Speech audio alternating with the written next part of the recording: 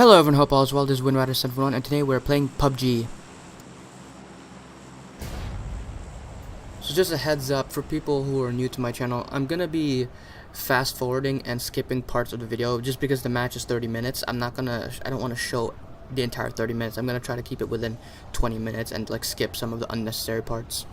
And also, I'm not gonna necessarily be talking the entire video. I don't want to ruin your guys' viewing experience by talking on every single second. So there will be moments where I won't be talking at all. It'll just be game audio because I want you guys to be more immersed in the gameplay, and I don't want to ruin that experience by talking all the time.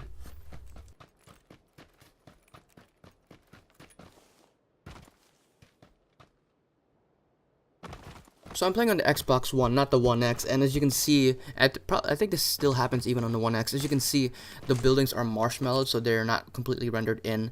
And normally in this part of the game, I usually just try to wait it out and essentially try not to engage in fights in the very beginning, or at least I try not to engage in fights until everything renders in completely.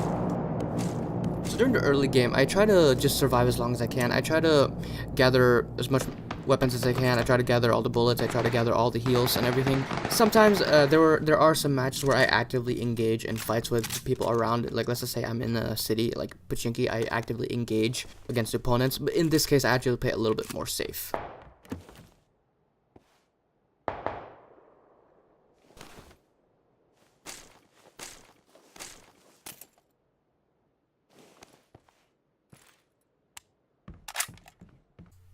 So like I said, I'm just going to fast forward the gathering. I did find an AK and a SCAR, and that's essentially the weapons I keep for most of the game. So I'm just going to skip over, or at least fast forward parts of the gathering process.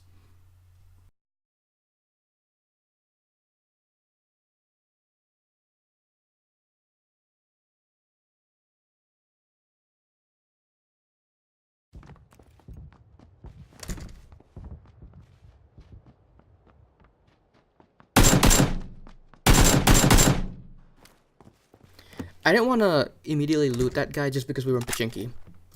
Usually if we're in a city or in a town, especially during the early games, I'm not going to loot immediately just because there could be someone who could run towards that gunshot and essentially take me out while looting. That has actually happened to me before. So I like to take my time when I'm in the city before looting someone.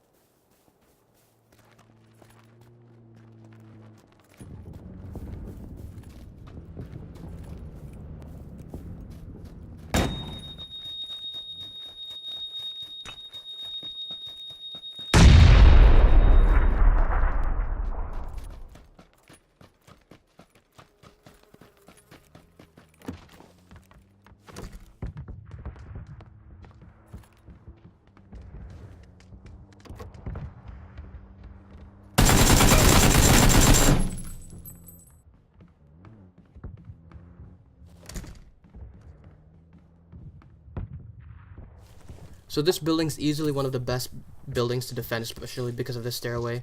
Especially if people try to turn the corner or open the door. I've actually managed to kill a lot of people by just simply staying here. Nowadays, people are starting to catch on, but if you stay in a small corner, just like a couple feet back, people won't notice.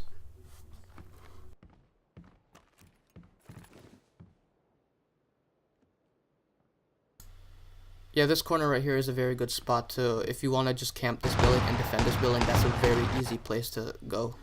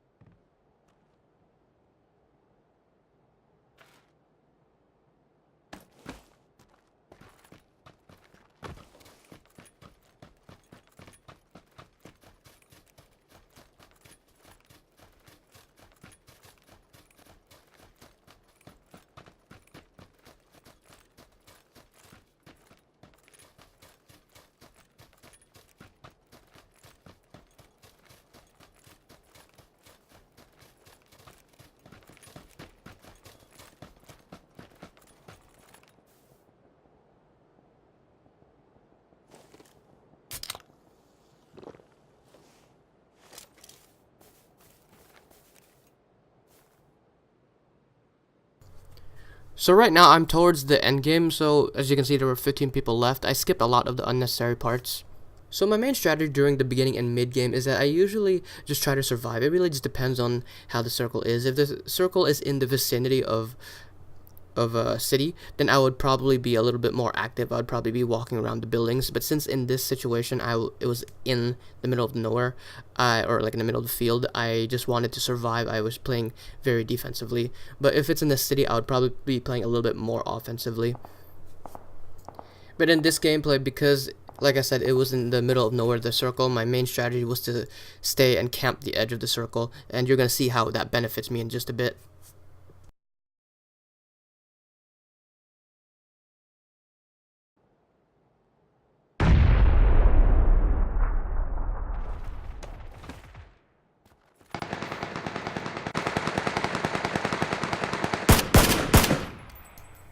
So this is actually close to the very end of the match. I'm just not gonna talk. I'll let you guys finish the rest of the match without me talking. Then I'll provide more commentary afterwards.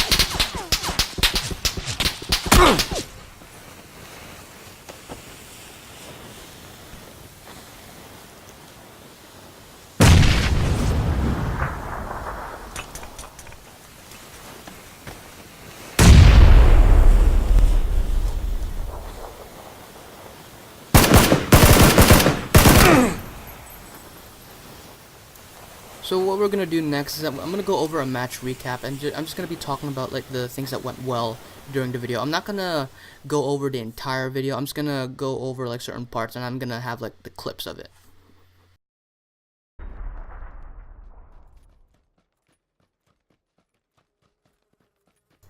So the first recap clip what we're gonna go over is finding very good defensive positions in buildings. So as I said earlier, this building is actually one of the best buildings to defend. So whenever you plan on either hunkering down and defending a building or camping, or if you just plan on hunkering down and just waiting for the next circle to refresh, always find the best defensive positions for a building or any terrain for that matter. So when you plan on camping buildings like this, you don't want to stand in the view of the doorway. A lot of people right now, they've actually caught on with strategies like this. They actually open the door and use the third person view to pan around and see around inside the building. A lot of people, especially towards the mid game and especially during the end game, they don't just rush inside a doorway. They usually take their time before just going inside a building. So staying in this corner would actually, like, finding corners like this is actually a very good idea. So the next thing we're going to go over is camping the edge of the circle. So I try to be careful of when to camp the edge of the circle and when to just go in the middle. In this specific match, because the edge of the final circle was in the middle of an open field, I wanted to camp the edge of the circle. So I've had successful matches like making top 10 when I would camp the edge when the final circle is in an open field. But then again, I've also had success camping the middle of the circle when the circle was in the vicinity of a city. So you kind of just have to measure when to camp the edge or when to camp the middle. And the final thing we're going to go over is using your smoke grenades and never giving up. So I could have easily just tried shooting randomly, and actually just hoping I would hit, but like if I did, he would have easily gotten me because I did not know where the guy was, and I actually took a risk running into the smoke because there are a lot of times when people would just continuously keep shooting into the smoke anyway. Because there was no way I was going to go anywhere else but inside the smoke, so I was surprised that he actually didn't keep shooting at me anyway. And always bring a couple smoke grenades. I've seen a couple streamers who don't really use smoke grenades that much, but I love using smoke grenades, especially towards the end just because of situations like this. I'd probably try to at least have like 3 or 4 smoke grenades, especially towards the end.